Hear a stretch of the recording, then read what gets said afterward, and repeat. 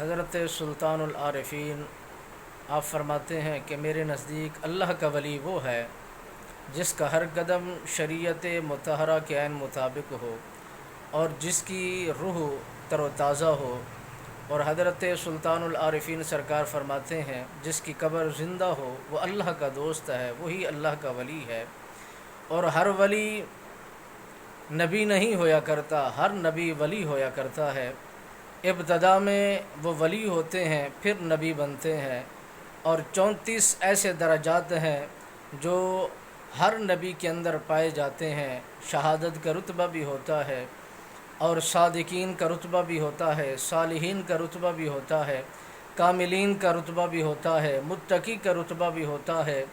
درجہ بدرجہ فضیلت ہے اور نام بہت اونچا ہے۔ اور جس نے بھی ولایت کی روح میں اپنی زندگی کو گزارا ہے وہی اللہ کا دوست بنا، وہی اللہ کا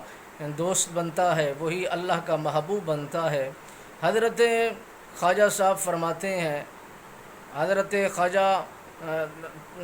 معین الدین چشتی اجمیری علیہ الرحمہ سرکار کے متعلق فرمایا جاتا ہے کہ اللہ کا ولی وہ ہوتا ہے جو پانی کی لہروں سے خطاب کرے اور درختوں کے پتوں سے گفتگو کرے، اور پھر زمین پر چلتے ہوئے مٹی کے ذروں سے خطاب کرے۔ وہ اللہ کا محبوب بھی ہے، وہ اللہ کا دوست بھی ہے۔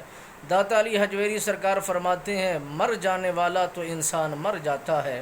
رخصت ہو جانے والا تو انسان رخصت ہو جاتا ہے، مگر اس کی ایک نیکی ہمیشہ کے لیے رہ جاتی ہے جو اسے تر و تازہ کرتی ہے، اس کی روح کو تازگی پہنچاتی ہے۔ مر جانے والا تو مر گیا، اس کی نیکی جو اس نے اپنے ہاتھوں سے کر گیا وہ باقی رہی، سلامت رہی، وہ اس کے لیے سبب بنتی رہی اور اس کے لیے آخرت کا سامان بنتا رہا۔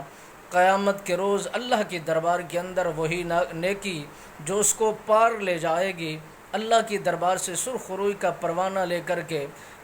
پروان چڑھا کے، آگے کی منزلیں طے کرا کے، اللہ کے حضور سرخ روئی کا پروانہ حاصل کر کے وہ تر و تازہ ہو جائے گا جب اس کی نیکی جو اس نے دنیا میں کی، کسی مسجد کو بنایا، کسی مدرسے کو بنایا، کسی بیوہ کی خدمت کی، کسی بے سہارے کا وہ سہارا بن گیا، یہی نیکیاں ہیں جو ہمیشہ رہنے والی ہیں، یہی تر و تازگی ہے جو ہمیشہ رہنے والی ہے، یہی ہمدردی ہے جو انسانوں کے ساتھ کی جاتی ہے۔ یہی بٹھائیے، کامیابی اسی میں ہے، فلاح اسی میں ہے، نجات اسی میں ہے۔